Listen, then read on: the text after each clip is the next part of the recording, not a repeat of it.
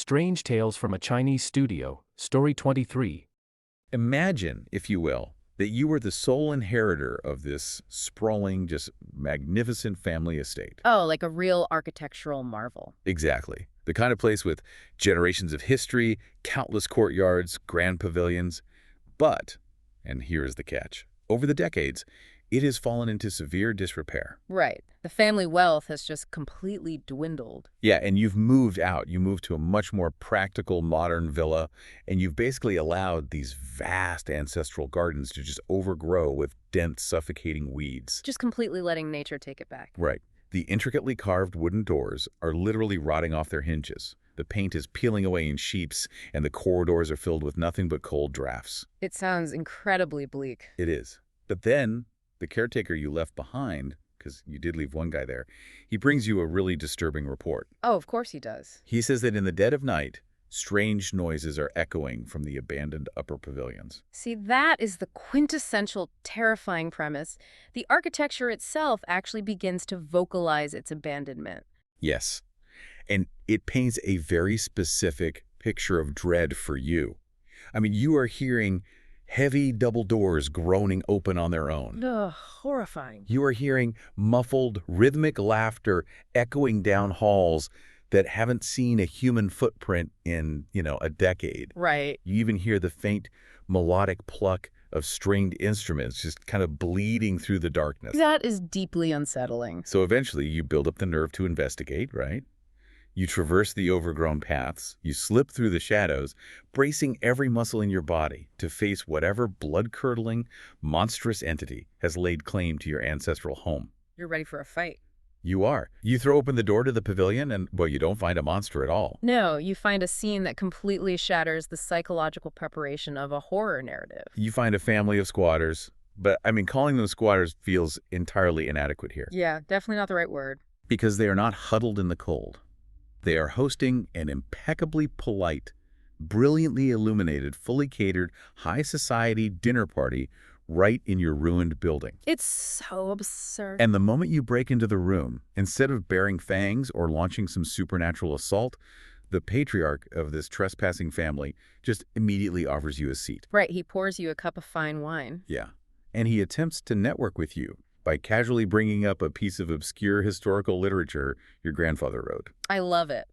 That abrupt transition from anticipated supernatural terror to high-level aristocratic social maneuvering, that is the brilliant core of what we are analyzing today. The scenario we are exploring today comes directly from a masterpiece of 17th century Chinese literature. Right, the collection known as Liao Zai Zi. Which is commonly translated as Strange Tales from a Chinese Studio. It was authored by the brilliant Pu Songling. So we find ourselves in the city of Taiwan, standing before the ruined, sprawling mansion of the Ging family. The Ging family, yeah.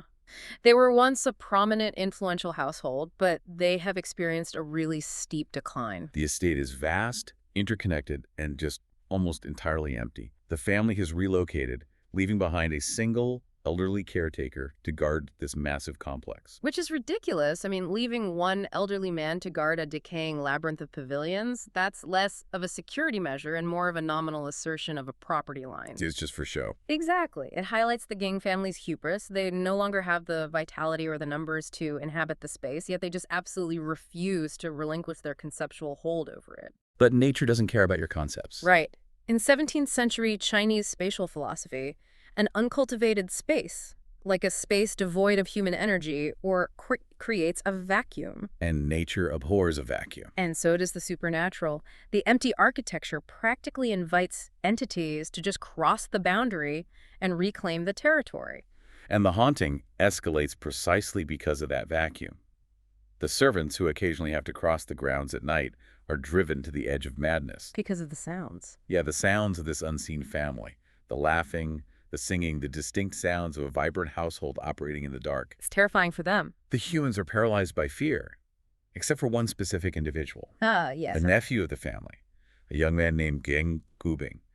The text introduces him with a very specific, deliberate characterization. It describes him as wild and unrestrained. Right, and that means something very specific here, doesn't it? It really does. That characterization is vital. You have to think about the context of a Confucian society that values meticulous adherence to ritual, decorum, and moderation. So being called wild is bad. Yeah, labeling a scholar wild and unrestrained is a significant warning to the reader.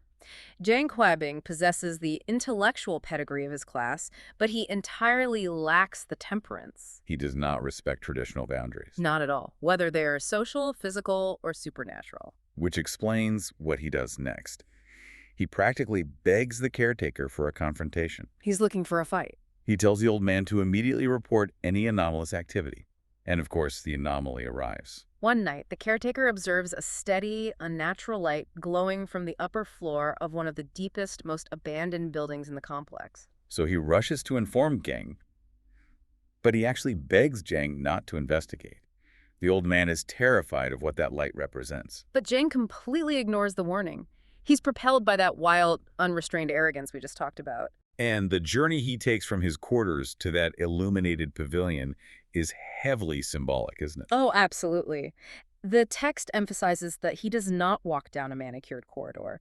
The pathways have been completely overtaken by nature. He has to physically tear his way through tall, dense thickets of mugwort and overgrown weeds. It's a fantastic visual contrast. You have this human owner struggling and fighting against the untamed, suffocating wilderness that his own family's neglect has created. Right, he is navigating complete darkness, pushing through thorns and branches, basically expecting to find the source of a demonic haunting. He climbs the stairs of the pavilion, creeps down the hall, hears the low murmur of voices, and he peers inside. And the visual flips completely. Yes, he doesn't find shadows and decay.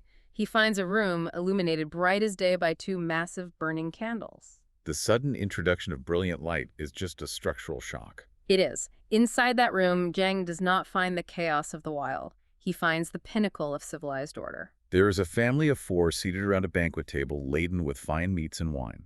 Let us look closely at the arrangement of this room, because the spatial alignment here dictates the entire power dynamic. Okay, set the scene. An older man, dressed impeccably in the robes and hat of a Confucian scholar, is seated facing south. Okay, and that specific direction facing south is the undeniable position of honor, right? It is the ultimate position of authority. In traditional Chinese architecture and seating etiquette, the emperor always faces south. Oh, wow. Yeah, and in a domestic setting, the patriarch of the household faces south. So by taking that seat, this older man is not just occupying a chair. He is claiming absolute dominion over the space. Exactly. He is projecting an aura of complete legitimacy. Okay, who else is there? Opposite him sits an older woman, his wife. To the east sits a young man in his 20s, and to the right sits a breathtakingly beautiful young woman about 15. And they're just engaging in refined, joyous conversation. Just a lovely family dinner. So Geng Kuobing, after tearing his way through the dark weeds of his own neglected property, looks into his ruined building and sees a family functioning with more grace, light, and order than his own family has managed in years. Exactly. A normal person might quietly retreat. Or a fearful person might run. Right. But Geng bursts through the doors, entirely shatters the peace of the room, and loudly announces, "An uninvited guest is here." He essentially weaponizes his own intrusion. It's like a landlord barging into an Airbnb that wasn't supposed to be rented out. That is a perfect analogy. And this is where Pisongling brilliantly subverts the mechanics of a traditional haunting. Think about how a ghost story is meant to function. The spectral entity is the invader. Right. The ghost bursts from the shadows to disrupt the civilized order of the human domain. The human is the victim. But the roles are entirely reversed here. Yeah. The Geng family abandoned the space. They allowed it to rot. And the spirits moved into the vacuum and established a peaceful, highly structured domestic life. They aren't terrorizing anyone.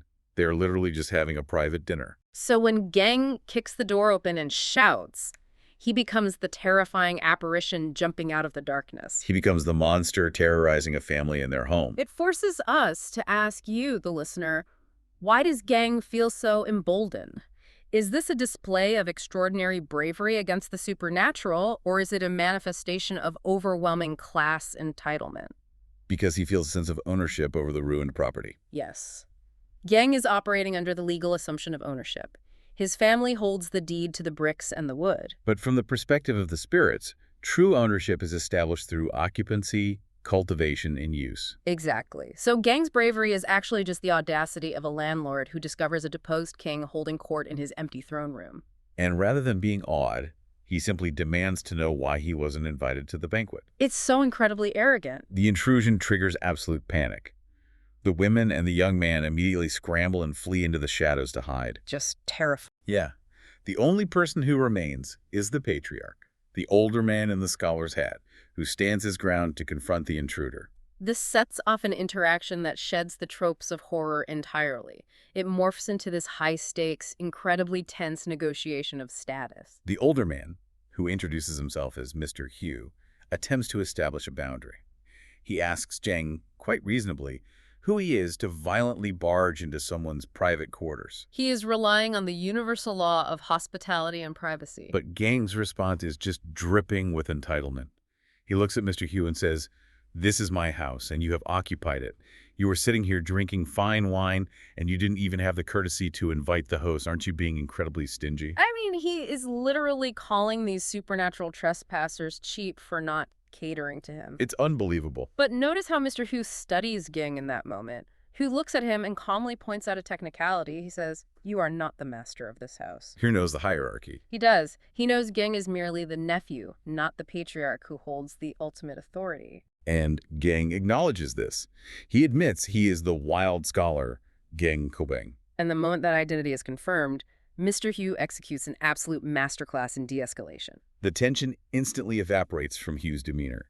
He doesn't puff out his chest or threaten Geng with supernatural curses. No, he bows deeply, and he adopts incredibly formal, elevated language. He tells Geng, "I have long looked up to your family like the mountains and the Great Bear." He is invoking the imagery of majestic, unmovable landscapes and celestial navigation points to describe the Ging family's reputation. Mr. Hugh recognizes that he cannot win a territorial dispute with a human who feels legally justified and is entirely unafraid. Right. Violence or terror will not work on Ging. So who shifts the battlefield from physical territory to social etiquette? By treating Geng as an honored, esteemed guest, he forces Geng to adhere to the rules of hospitality. He neutralizes Geng's aggression with weaponized politeness. It is brilliant. Who invites Geng to take a seat at the table. He calls out to unseen servants to clear the dishes and bring fresh, unsoiled food for their new honored guest. And Geng, leaning fully into its chaotic persona, just waves it off. He says there is no need to change the food, just pour him a massive cup of wine. And suddenly, the angry landlord and the supernatural squatters are drinking together. It's wild. Having established this fragile truce, Mr. Hu takes the next necessary step to secure his family's position. He calls his son out from hiding. The young man in his 20s emerges, and Hu introduces him as Zhaoer. They quickly establish their ages. Geng is 21, and Xiao is around 20. According to the strict protocols of Confucian social interaction, they immediately designate Geng as the older sworn brother. They are rapidly weaving a web of familial obligation here. Exactly. By making Geng a sworn brother to his son, Hu is binding Geng to their family unit. You don't evict your sworn brother. You really don't. But the true genius of Hugh's strategy comes next, when he deploys a piece of highly specific intellectual flattery. Oh, this part is amazing. He leans across the table and asks Geng if he happens to be familiar with the book authored by Geng's own grandfather. A text titled Tushan Wise Wan, or The Outer Biography of Tushan. The invocation of the Tushan clan is a profound strategic move. To understand why this matters, we really have to look at the mythology. Give us the lore. The Tushan clan represents the absolute zenith of fox spirit lineage in Chinese lore. They are tied to Yu the Great, the legendary mythological emperor who tamed the devastating floods that ravaged ancient China. Oh, the flood myths. Right. According to myth, Yu the Great married a woman from the Tushan clan who was a nine-tailed fox spirit. Wait, really? Yeah. Therefore, the Tushan foxes are not mere tricksters or demonic entities. They are divine beings who aided in the foundational survival of human civilization. It is the ultimate mythological name drop. It really is. And it works perfectly on Geng. As a scholar, Geng is intensely proud of his grandfather's work. When asked about it, he doesn't just nod. He launches into a brilliant, impromptu oration. The text notes that his words flow like a mountain spring. He is adding rhetorical flourishes, showing off his deep memorization of the text, essentially delivering a captivating lecture on the glory of the Tushan clan right there at the banquet table. And Mr. Hu listens with rapt attention, displaying immense delight. And when Gang finishes his masterful recitation, Mr. Hu plays his trump card. He reveals to Geng, I'm actually a direct descendant of the Tushan clan. Oh, Okay, wait. I have to push back on this. wait for it. So Mr. Hoon gets caught trespassing, right? And his immediate defense is, hey, your grandpa wrote a great book about my ancestors. Re- Isn't this just a brilliant, desperate networking tactic to avoid getting kicked out? Oh, I mean, it is entirely possible that it is a fabricated survival tactic. Because if Mr. Hu is a descendant of this incredibly noble aristocratic lineage, why is his family squatting in an abandoned drafty pavilion in Taiwan? It's a fair question, but the brilliance lies in how perfectly it serves both parties, regardless of if it's true. Think about the massive status gap between them. Zheng is a human scholar from a once prominent family. He represents high social status. Mr. Hu is a fox spirit squatting in a ruin, which, in the hierarchy of the world, places him at the very bottom, bordering on vermin. Right. Hu must bridge that chasm. By claiming the Tushan lineage, Hu elevates his family from lowly squatters to the equivalent of displaced mythological royalty. He makes himself Geng's equal, if not his superior in terms of historical pedigree. Precisely.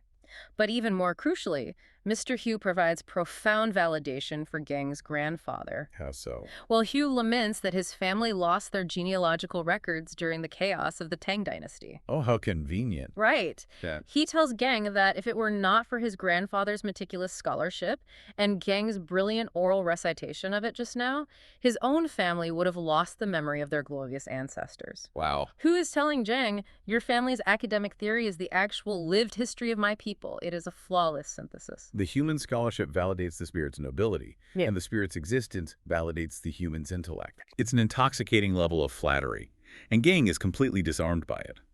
The aggression is just gone. They are now intellectual peers, sharing wine and preserving history. And Mr. Hu feels he has successfully navigated the crisis. He feels comfortable enough with this new, civilized dynamic to make a decision that will irrevocably alter the course of the story, He decides to bring the rest of the family out from hiding to partake in the intellectual salon. which is a catastrophic miscalculation of Geng's true nature. An absolute disaster. Mr. Hu calls out to his wife and his 15-year-old niece to emerge from behind the curtains. The niece is King Feng. And the text describes her beauty in vivid poetic terms. It says she possesses autumn waves flowing with intelligence. This is a classic literary metaphor. Her eyes are as clear, deep, and expressive as the surface of a tranquil lake in autumn. She is the quintessential ethereal beauty of the Liaozi universe. Mr. Hu brings her out specifically because he notes that she possesses a remarkable memory. He wants her to listen to Geng recite the Tushan history so she can memorize their lineage. She is brought into the room to act as a vessel for history and scholarship. Mr. Hu expects Zheng to maintain the elevated scholarly decorum that they just spent an hour building. But the collision of strict Confucian etiquette and Geng's wild nature just fractures the entire dynamic. He can't help himself. Zheng entirely abandons the scholarly decorum he just weaponized. The moment he sees King Feng, the history of the Tushan clan vanishes from his mind. Whoa. He simply stops talking and stares at her. It is not a polite glance. It is a relentless, unblinking fixation. He makes no attempt to conceal his overwhelming attraction. Now, King Feng, adhering to the modesty required of her position, immediately senses this heavy gaze and lowers her head in deep embarrassment. This is a severe breach of social protocol. Mr. Hu constructed a delicate framework of mutual respect. Zheng's behavior is aggressively dismantling it. And he escalates it physically. The seating arrangement places him near King Feng. Under the cover of the table, Zheng extends his foot and deliberately steps on her foot. Okay, we need to talk about how bad this is. In the context of 17th century Chinese gender segregation and strict modesty laws, physically touching a young, unmarried woman's foot beneath a table is not merely flirtatious. It's an incredibly transgressive, almost violent breach of intimacy. It is a profound insult to her uncle's hospitality and her own honor. But King Feng's reaction adds a layer of immense complexity to the narrative. It really does. The text notes that when he steps on her foot, she quietly withdraws it, but she does so without anger. That phrase, without anger, is a crucial textual detail. She doesn't cry out, she doesn't scold him, she doesn't alert her uncle. She simply removes herself from the physical contact. King Feng is suffocated by her uncle's severe rules. While Gang's execution is shockingly crass, his brazen disregard for the rules might actually present a terrifying, thrilling novelty to her. There is a spark of mutual intrigue, suppressed entirely by the rigid environment. But Gang lacks any capacity to read the room. Fueled by the wine and his own chaotic desires, his behavior deteriorates further. He slams his hand on the table, shattering the quiet dignity of the pavilion, and loudly declares to the entire family, "To obtain a wife such as this, I would not trade being a king." The framework collapses entirely. Zheng has treated a high-stakes diplomatic dinner like a tavern. To use a modern equivalent, it is akin to a foreign diplomat breaking into an ambassador's private state dinner, drinking all the wine, and suddenly throwing food at the ambassador's daughter. It destroys any illusion of intellectual equality. The family is violently repulsed. The wife immediately stands up, grabs King Feng, and pulls her out of the room, retreating back into the safety of the shadows. And Zheng is left sitting at the table, the echoes of his own shout fading, realizing he has completely ruined the evening. Dejected, he wanders back to his quarters. But the fixation has taken root. He becomes entirely obsessed with King Feng. He even approaches his human wife and suggests they pack up their belongings and move into the abandoned, haunted pavilions full-time. Simply so he can orchestrate accidental meetings with the fox spirit. His human wife, demonstrating the only sense of rational self-preservation in the entire Zheng family, firmly refuses to relocate her life into a haunted ruin to facilitate her husband's supernatural infidelity. A completely reasonable boundary to set. I would say so. Denied by his wife, Zheng resorts to stalking. Night after night, he returns to the ruined pavilions alone. He brings his books and his calligraphy tools, sets up a desk downstairs, and pretends to study by candlelight, desperately hoping the family will return. His persistence eventually triggers a response, but it is not the romantic reunion he is hoping for. We're far from it. As he's sitting at his desk late one night, the temperature drops, the shadows stretch, and a ghost walks into his study. And this apparition is not subtle. It is designed to induce pure, paralyzing terror. The text vividly describes a ghost with wildly disheveled hair, staring with hollow intensity, and possessing a face that is pitch black, as dark as wet lacquer. It is the ultimate nightmare vision, the exact entity the terrified servants warn Gang about. This creature expects Gang to scream, to drop his books, and to flee the mansion forever. But Gang's reaction is legendary. He doesn't flinch. He looks at the terrifying black-faced ghost, lets out a loud laugh, calmly dips his fingers into the black ink, cooled in his calligraphy inkstone, and deliberately smears the thick black ink all over his own face. He then leans forward, widens his eyes, and locks into an unblinking, staring contest with the ghost. It's like someone puts on a scary mask to chase away a bad date, but the date just puts on an even weirder mask and refuses to blink.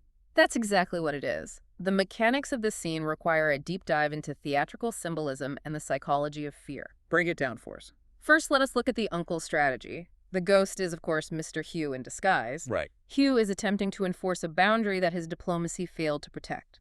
Since Gang rejected the civilized rules of the banquet, Hugh resorts to the primitive language of supernatural terror. Why the blackface specifically? In traditional Chinese opera, a black painted face carries immense cultural weight. Think of characters like Bao Zeng, the legendary judge. The black face symbolizes unyielding, terrifying justice, impartiality, and an authority that cannot be reasoned with. So the uncle is adopting this cultural mask to act as the ultimate immovable judge, condemning Gang's harassment of his niece. Yes, but the uncle's strategy relies entirely on Zheng accepting his role as the victim. It's a contract. The ghost presents the terrifying stimulus, and the human is obligated to provide the fearful response. Exactly. Fear requires a willing participant. Supernatural terror in these folklore narratives often relies on the target playing their assigned part. By laughing and smearing his own face, Zheng fundamentally refuses to sign the contract of terror. But the method he uses to mock the ghost is deeply symbolic. He doesn't use mud or soot. He uses his scholar's ink. The very tool of his trade. Yes. Ink represents literacy, civilization, historical record, and the dominance of the human intellect over the chaotic natural world. Oh, that's brilliant. By painting his face with his own ink, Gang is weaponizing his scholarly identity to parody the supernatural entity. He mirrors the ghost's grotesque appearance, turning a moment designed for profound horror into a scene of absurd physical comedy. And the uncle, disguised as this avatar of terrifying justice, is left staring at an ink-stained scholar who is mocking him. Stripped of its ability to instill fear, the ghost's authority just evaporates. Humiliated, the ghost turns and retreats into the darkness. Zhang outweirds the manifestation of justice, and by successfully navigating this bizarre psychological test of fear, he unlocks the very thing he's been waiting for. The rejection of terror earns him a private audience. The atmosphere of the following night is rendered with delicate precision. Zhang is preparing to sleep, surrounded by the silence of the empty estate. And he hears the heavy iron lock on the doors behind his building gently unlatch. He peers into the darkness and sees the large double doors slightly ajar. He hears the soft, deliberate rustle of silk and delicate footsteps. A warm, flickering candlelight emerges from the void, and King Feng steps into his room. The tension is incredible. She has snuck away from her family, terrified of being discovered, to tell him the truth about the haunting. She confirms that the lacquer-faced nightmare from the previous night was indeed her dramatic uncle attempting to scare Gang off the property. It confirms the uncle's desperation to protect his family's honor without resorting to actual violence. But her visit is not merely informational. It is a farewell. Because Gang refused to flee, the uncle has deemed the situation entirely untenable. King Feng explains that her uncle has ordered a complete evacuation. The family has spent the day packing their belongings and securing a new residence far away from Gang's intrusion. King Feng was left behind in the pavilion for one final night, solely to guard the last few remaining possessions before they depart permanently at dawn. This revelation forces Gang to confront the consequences of his actions. His stubbornness defeated the ghost, but it cost him the proximity to the woman he desires. Gang instantly transitions from the mocking scholar to a desperate romantic. He drops to his knees. He pours out his heart, professing a profound, consuming love. He tells her, I only faced that demon because I was hoping for even a glimpse of you. If I could just hold your hand, if I could just see you smile one more time, I could die without a single regret. And King Feng is moved. She admits that the attraction is mutual, but she places an immovable barrier between them. She says, my uncle's family rules are incredibly strict. I cannot disobey him. Here, we encounter the concept of gusum, or family rules. Right. Tell us about Kusum. To a modern listener, strict family rules might sound like a teenager complaining about a curfew. But in the context of a traditional Confucian household, the patriarch's gusun is absolute law. It's not optional. It dictates every aspect of existence: movement, speech, marriage, survival. The patriarch wields power equivalent to a sovereign over his family members. King Feng is not a free, ethereal spirit capable of drifting away on the wind. She is a young woman trapped within a severe patriarchal hierarchy. The tragedy of their romance is not that they are different species, human and fox, but that they are separated by the ironclad dictates of social obedience. Zheng Yi, however, true to his nature, refuses to respect the boundary. Words are not enough for him. He physically grabs her arm, pulls her deeper into his quarters, and forces her onto his lap. He is aggressively pushing the physical boundary, desperate to consummate the connection before dawn.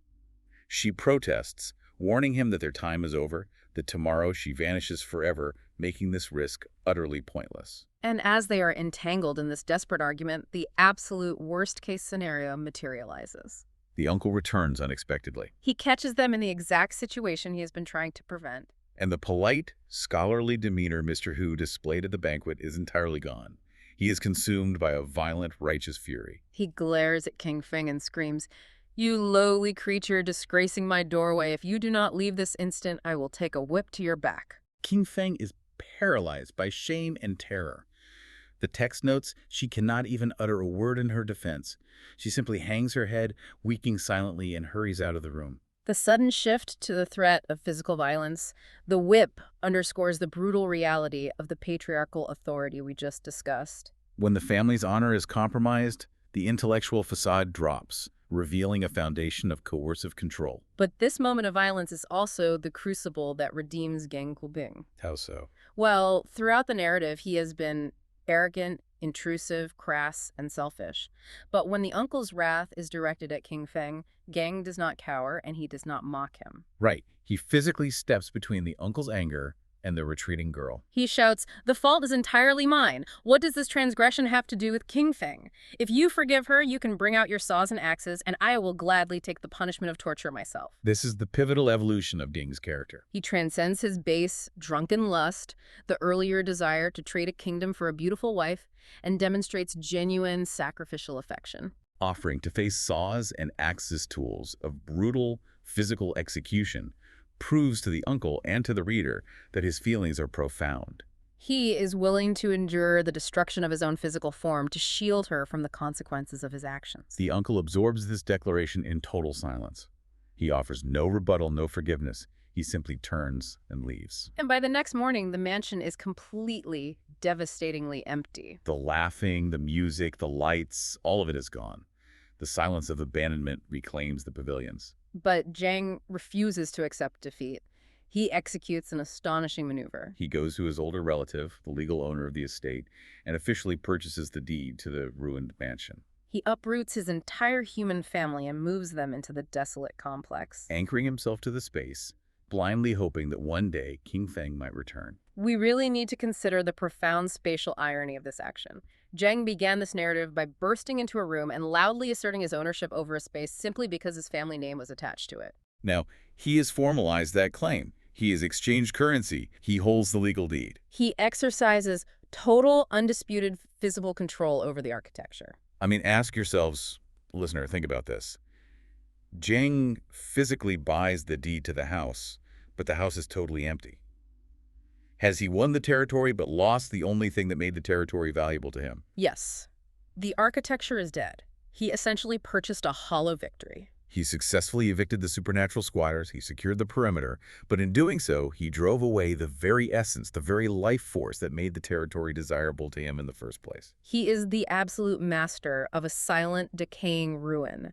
It perfectly illustrates the limitations of human legal frameworks when applied to emotional or spiritual desire. You cannot legislate or purchase connection. Exactly. Jega's deed to the house is worthless because the home he actually wanted was the one created by the presence of the fox spirits. He lives in this massive, purchased emptiness for over a year. He is physically comfortable, but the narrative emphasizes that he never forgets King Feng for a single moment. He is trapped in a state of perpetual longing. Until, more than a year later, a coincidental holiday brings the supernatural world violently crashing back into the daylight. The narrative jumps forward to the Qingming Festival. The Qingming Festival, often known as Tomb Sweeping Day, Ging has spent the day fulfilling his filial duties, honoring his ancestors at their gravesites. He is walking back toward his estate along a dusty rural road. Suddenly, the quiet of the countryside is shattered by chaos.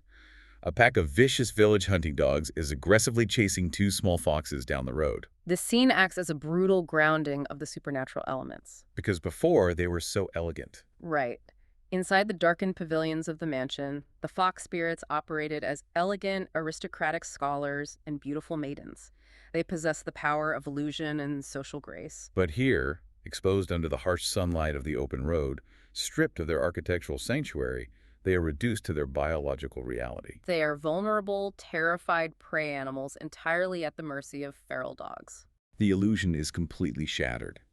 One of the foxes frantically scrambles into the dense underbrush and manages to escape. The other fox, exhausted and cornered, sees Gang walking on the road. It abandons its flight, runs directly up to his feet, folds its ears back against its skull, bows its head into the dirt, and lets out a series of pitiful, weeping cries, begging for salvation.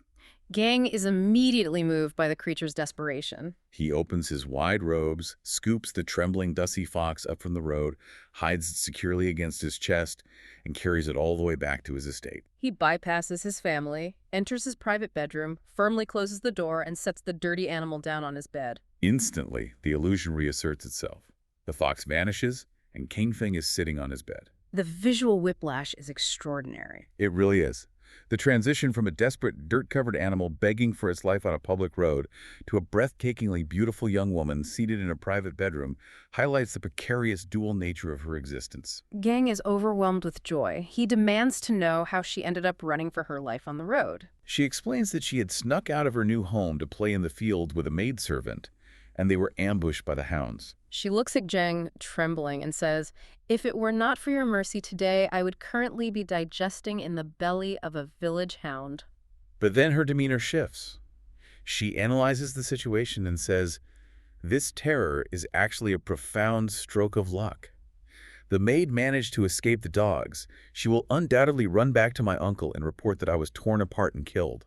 Because I am dead to my family, I can now stay hidden here with you forever. Her reaction to a near-death experience is shockingly pragmatic. She instantly recognizes the narrative utility of her own presumed demise. But I have to ask about her agency here. Yes. She frames this entirely as a happy, convenient accident. Oh, what luck, the maid thinks I'm dead. Right. But we know how suffocated she was by her uncle's wits end. We know she was terrified of his wrath and the threat of the whip. Is it possible that she is not merely capitalizing on an accident? Oh, that she planned it.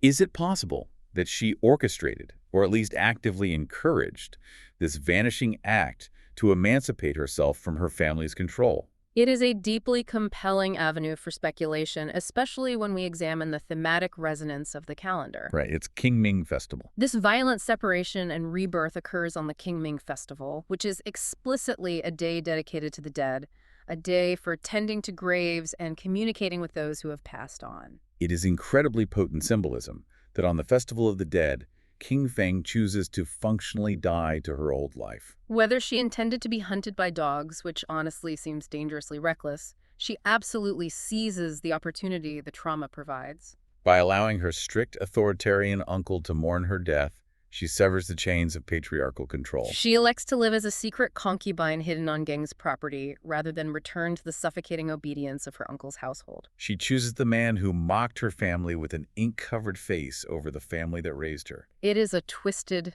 desperate form of romance. Geng immediately agrees to the plan. He establishes her in a secluded, private building on the fringes of his estate, keeping her existence a secret from his human family. For over 2 years, they live in this clandestine harmony. But the laws of narrative dictate that a faked death cannot remain buried forever. After 2 years of peace, the past violently intrudes. The disruption arrives late one night while Geng is reading alone in his study. The door bursts open, and a figure throws himself onto the floor, weeping uncontrollably. It is Xiaoer, King Feng's cousin, and Geng's sworn brother. Xiaoer is in a state of absolute frantic despair. He looks at Geng and cries out, "My father is facing an insurmountable disaster. His life is in imminent danger, and you are the only person on earth who possesses the power to save him." Geng is initially shocked by the intrusion, but as he processes the request, the ghost of his bruised ego emerges. He remembers the night in the pavilion. He remembers the uncle's screaming fury, the threat of the whip, the sudden abandonment of the house. Geng has been nurturing a massive silent grudge for years. And this moment exposes the ugliest facet of Geng's character, his immense unyielding pride. Faced with the life-or-death crisis of his sworn brother's father, Geng leans back and essentially weaponizes his apathy. He tells Xiaoer, "I have not forgotten the deep humiliation your father subjected me to. I will not lift a single finger to save him unless King Feng herself stands before me and asks me to intervene." The cruelty of that statement is staggering, because from Xiaoer's perspective, King Feng was ripped apart by hunting dogs 3 years ago. Geng is demanding a request from a corpse. Xiao breaks down completely. He sobs, "My poor sister has been dead, her bones scattered in the wild for 3 years. How can she ask you for anything?" He realizes Geng's demand is a cruel mockery, and he runs out of the room blinded by tears. And Jing doesn't flinch. He doesn't call him back. He calmly picks his book back up and begins reciting poetry aloud to the empty room, demonstrating exactly how little he cares about the uncle's impending doom. It is a display of profound moral failure. Geng prioritizes the satisfaction of a petty, years-old grievance over the preservation of a life. He is allowing his ego to dictate who lives and who dies. Feeling incredibly smug about his stand, Geng walks over to the secret house to inform King Feng of the encounter. He fully expects her to validate his cruelty. He expects her to say, "You're right, my uncle was a tyrant who threatened to whip me. Let him suffer." But the moment she hears the news, her reaction shatters his smugness. The color entirely drains from her face. She falls to her knees and desperately begs Geng to save her uncle. King is baffled. He argues with her, "But he was so awful to you, he drove us apart. Why do you care?" King Feng's response to Geng's confusion provides one of the most vital cultural lessons of the narrative. She defends the uncle who terrorized her. She tells Gang, "I was a helpless orphan. He took me in and he raised me. His strictness was not malice. It was the proper exercise of family discipline. You must save him." We have to pause here to unpack the mechanics of what she is expressing. This is not Stockholm Syndrome. No, she is articulating the absolute demands of Shao, or filial piety. It's not just a polite respect for your elders. It's the foundational glue of their entire moral universe, right? Exactly. In traditional Chinese society, the debt an orphan owes to a guardian who provides food, shelter, and education is unpayable and eternal. It transcends personal grievance. The uncle's strictness, his gusun, was his duty as a patriarch to ensure she remained virtuous. Her duty, in return, is to ensure his survival. To abandon him to death out of spite would sever her from the moral cosmos. It would render her truly monstrous. By begging for his life, King Feng, the fox spirit, demonstrates a far superior grasp of human morality and Confucian virtue than Geng, the educated human scholar who is acting out of vindictive spite. Shamed by her profound display of loyalty, Geng realizes he has to act. He promises to intervene. The next morning, the vague disaster Shao warned about materializes in a very physical form. Geng has an acquaintance in the region named Mo San Lang, who is renowned as a highly successful, wealthy hunter. Mo San Lang rides onto Geng's estate, accompanied by his servants, showing off a massive haul of freshly killed game from the surrounding hills. And prominently displayed within this bloody harvest is a very large, freshly killed black fox. The physical description in the text leaves no room for abstraction. This is not a fading spirit. The text notes that the black fox's fur is heavily matted and soaked in thick, dark blood. When Geng suddenly reaches out to touch the carcass, the flesh beneath the fur is still radiating the warm heat of life that recently left it. It is a gruesome, visceral reality. Geng instantly realizes that this bleeding carcass is Mr. Hu. Now he faces a massive social dilemma. He needs to confiscate this dead animal from a proud hunter without revealing that the fox is actually the patriarchal uncle of his secret supernatural concubine. He requires a socially acceptable pretext, a polite fiction that allows the hunter to relinquish his prize without losing face. And the pretext Geng formulates is almost comically transparent. He looks at this massive, blood-soaked animal, turns to the hunter, and casually says, "You know, I just noticed that my coat has a tear in it. Would you mind giving me that fox carcass so I can use its fur to patch my jacket?" It is an absurdly thin justification. Listeners, imagine your friend walks in with a hunted animal, and you say, "Ah, perfect, I have a hole in my jacket. Can I have that?" It's the most transparent, ridiculous excuse. But the logic it obeys is the strict code of social politeness. Right. Mo San Lang is a guest on Geng's estate. When a host makes a minor request of a guest, even a request as baffling as asking for a bloody carcass to patch a coat, the guest is obligated to yield. To demand a deeper explanation or to refuse the request would cause a severe loss of face for both men. The social contract of polite fictions overrides the obvious absurdity. Mo San Lang simply hands over the fox, they share a polite drink, and the hunter departs. The moment the hunter's horses leave the courtyard, Geng grabs the bloody carcass and sprints back to King Feng's hidden pavilion. What follows is a profound demonstration of how magic functions in this specific folkloric universe. There are no incantations, no glowing magical amulets, no potions. The resurrection relies entirely on physical endurance and biology. King Feng takes the bleeding, dying animal into her arms, presses it tightly against her own bare chest, and holds it there continuously for 3 days and 3 nights. It emphasizes the biological reality of these beings. The uncle is not a ghost formed of mist and memory. He is a biological entity that has suffered severe physical trauma. The magic required to save him is the literal transfer of physical body heat. It is an act of supreme physical devotion. The resurrection is earned through the endurance of King Feng's love and her commitment to filial piety. After 3 grilling days of transferring her warmth, the fox finally stirs. It draws a breath, shifts in her arms, and slowly transforms back into the human form of the uncle, Mr. Hu. He opens his eyes, disoriented, recovering from the trauma of death, and the very first face he sees looking down at him is King Feng. A face he believes belongs to a corpse. He believes she was torn apart by dogs 3 years prior. To his mind, waking up and seeing her means he has crossed over into the underworld. He is completely stunned. King Feng has to gently sit him up and explain the entire labyrinthine history of the last 3 years. She details how Geng rescued her from the dogs, how she seized the opportunity to hide on his estate, how Xiao came pleading for help, and how Geng just manipulated a hunter to save his bleeding body from the butcher's block. As Mr. Hu absorbs this immense wave of information, his entire worldview fractures. The resurrection acts as a crucible that burns away all of his previous arrogance. He realizes the staggering weight of his debt. Geng Kueping, the wild, crass human he despised, the man he tried to terrify with a lacquered mask, the man he threatened his niece over, is the sole reason both his niece and he himself are currently drawing breath. The humility is absolute. Mr. Hu seeks out Geng and bows deeply, expressing profound, unreserved apologies for his past hostility and his strictness. The enmity is entirely dissolved. And it is in this moment of emotional vulnerability that King Feng makes a final request that brilliantly brings the entire narrative full circle. She turns to Geng and says, "If you truly harbor affection for me, I ask that you allow my uncle and his entire family to move out of the wilderness and into the main pavilions of this mansion." Let them live here in safety and comfort, so that I may finally repay the debt I owe him for raising me. And Geng, the man who started this entire saga by bursting through a door to kick them out for trespassing, agrees without hesitation. It represents the ultimate synthesis of the narrative's central themes.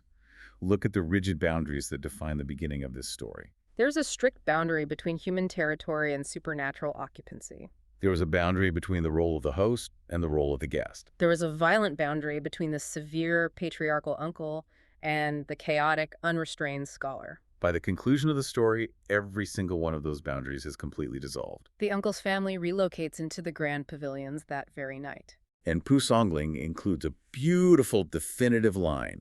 He writes that the humans and the fox spirits live together like family members without further suspicion. They achieve a total, harmonious normalization of the supernatural into everyday domestic life. And there is one final, perfect detail that serves as the ultimate resolution. Years later, Geng and his human wife have a legitimate human son. When that boy reaches the age to begin his formal education, the family must select a tutor. Who do they choose? They choose Xiao, the fox spirit who is Geng's sworn brother. The untamed supernatural foxes from the overgrown gardens become the civilized moral educators of the human child.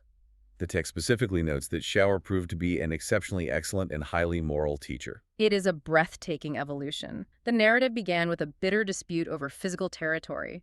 Who holds the deed versus who occupies the space? It resolves with the creation of a shared, emotional, and familial ecosystem. Geng Kuebing learned that true ownership of a home is not derived from a piece of paper or an arrogant claim. It is cultivated through the relationships and the grace fostered within its walls. Simultaneously, the spirits learned that human unpredictability, the very wildness they feared, is not always a destructive force. Sometimes, a wild scholar's refusal to follow the rules is the exact mechanism required to save your life.